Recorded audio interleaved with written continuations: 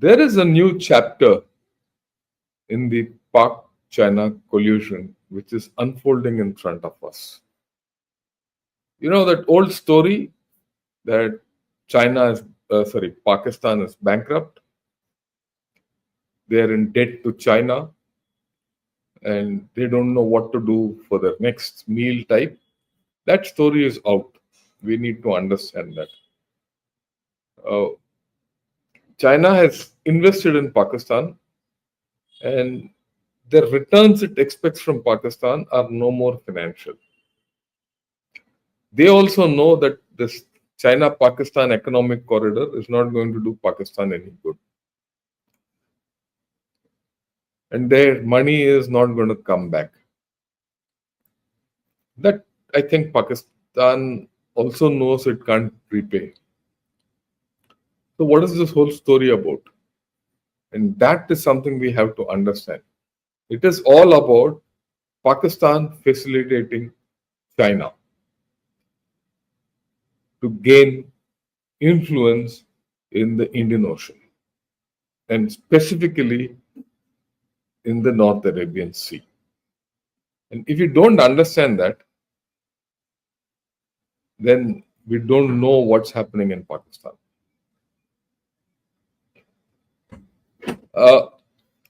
Last week, 3 days back, Pakistan was burning, D-Chowk, all that Jalsa and PTI went. A whole lot of you would have gone and seen all those crazy channels. Oh, abhi Pakistan mar gaya, ye. But when all that was happening, these two gentlemen were sitting and talking. I mean, you have to understand that. Irrespective of what PTI was doing, Zhang Yuxia, the vice chairman of the CMC, number 2 to only Xi Jinping, was sitting in Islamabad talking to Asim Munir. So what are they talking of? This. They're talking of how China and Pakistan can come together, cooperate to defeat terrorism along the Belt and Road projects. Why? The Belt and Road projects have been hit. We know it. There's nothing very new about it. All their, what shall I say? Chinese have been killed and all that. I mean, we know that whole story. There's nothing very new about that. But what is interesting is now they're going to do a 3-week exercise together, how to counter it. Now, what is this 3-week exercise?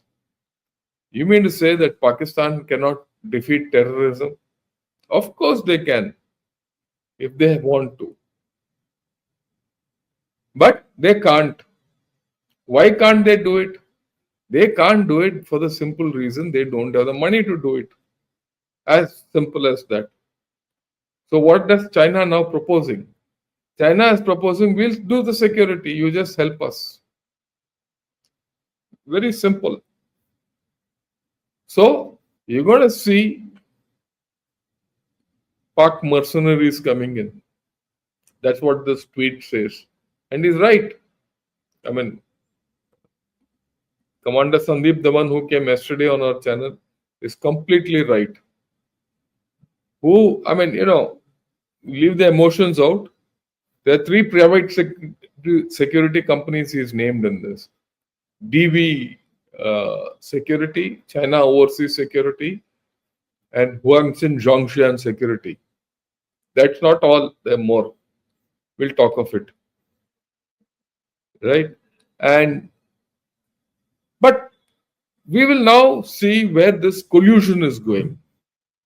Because understanding this collusion is important because we have to deal with this story for a long time to come.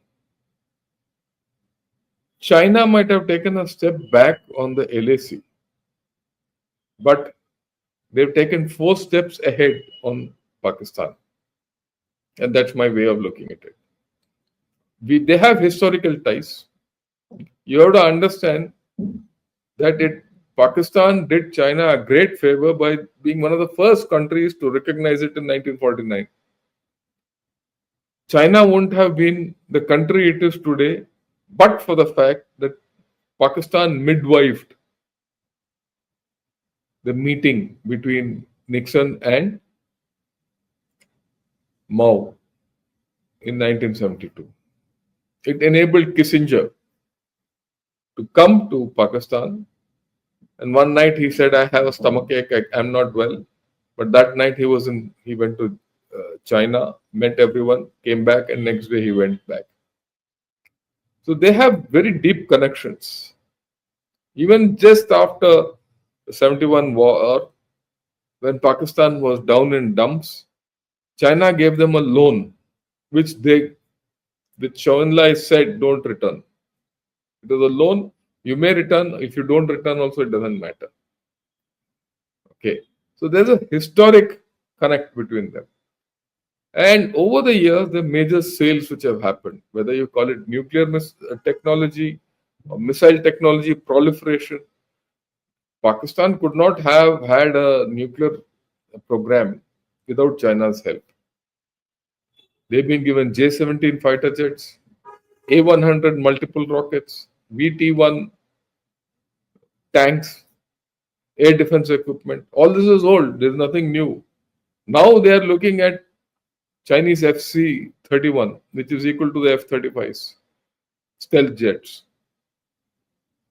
And they'll be given. It's a matter of another 3-4 years, they'll get it. You have to understand, Pakistan is slowly more dependent on China. And Pakistan-China collusivity is multidimensional. It's not a unidimensional collusivity. It is beyond money. The day we understand that, we'll have to start behaving differently. Okay? Now, what is coming ahead in future? What is the expansion which is taking place? Stealth submarines. The first one has been launched. Right? Hangar class. 8 of them. So, over the next 5-6 years, you will have Pakistan being equipped with 8 submarines. And 8 more will come from China and to sit at Gwadar. And a 16 submarine force sitting in Gwadar is not fun for India. And then there's this stealth jet also which they're going to get. You might not get more Rafales. You don't have MRCA, whatever we are trying to do, they'll get it. Okay. Over the years, this is from 50 to 21. You see that green line on top, this one? This is the arms sale to Pakistan by China.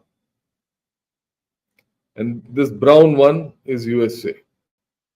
Till about 5-6 years back, USA was their top supplier. No more. Now it's flattened out. They're not getting anything from the West. You know, this rising one, others, this is interesting. Turkey. So now Pakistan is slowly switched for their arms sales. Okay. This is more interesting. At this point of time, you see the Navy, the dependency on China has how far it has gone. Okay, so far. And by 2030, more than 50% of equipment of the Pakistan armed forces will be from China. Okay? And all these will be modern stuff, lethal stuff.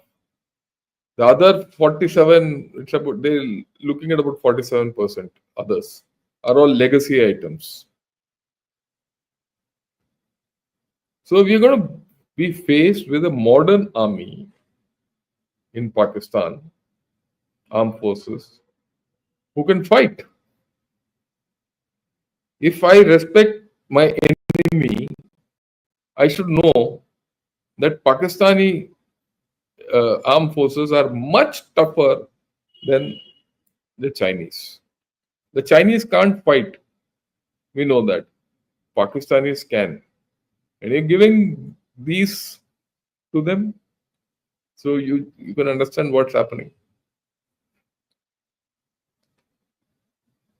In November last year, rather, yeah, in November last year, they held one set of drills. And now they're going to have Arabian Sea joint military drills again. Maritime cooperation is increasing. This is the second which they're having in a short period of time. And Pakistan has also done some exercises, I think, with Turkey and Iran also. So Pakistan is also facilitating that classic China, Russia, Iran, Turkey, that combination. And why? They want to counter the Indo-US, Indo-Pacific strategy.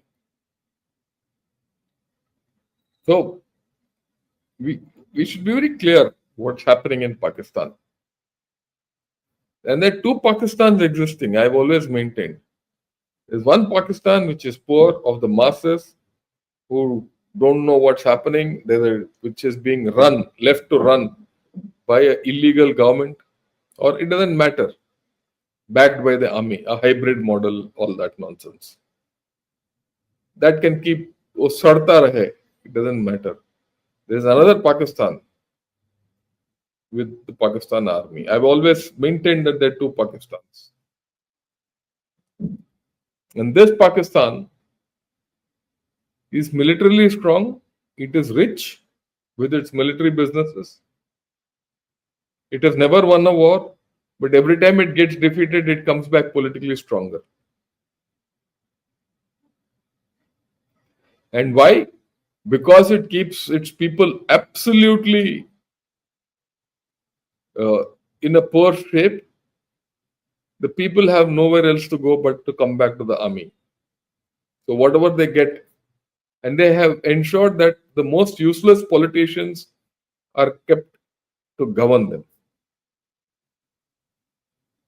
So before we decide and think Pakistan is a spent force and all that, remember this. Remember what's happening here. This is a very interesting graph. Have a look at it a little more in detail. This is the amount of China's military diplomacy with Pakistan and Russia. The green one on top is the Pakistan one. Focus on that. And this is from 2003. Okay? If you see the number of military exercises, port calls, and things like that are slowly increasing with Pakistan. This is till 2011. Now you will see, again, they are increasing. While there is a lot of cooperation between Russia and China in terms of joint exercises and port calls and all that, and it is so because then in Vladivostok, they're next to each other.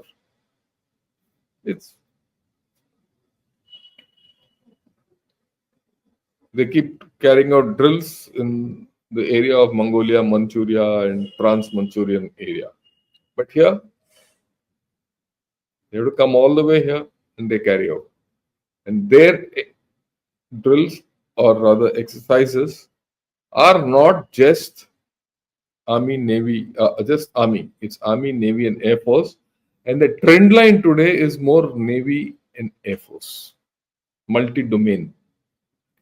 We all know that their intelligence and information operations are joint. A lot of trawling, even on a platform like gunner shot, comes from China and Pakistan. We know that. And yet we fool ourselves to think that Pakistan will collapse tomorrow. I've always said Pakistan won't collapse. But there are a lot of channels who say Pakistan कल टूट जाएगा जी, 4 हिस्सों में टूट जाएगा, कुछ नहीं होगा.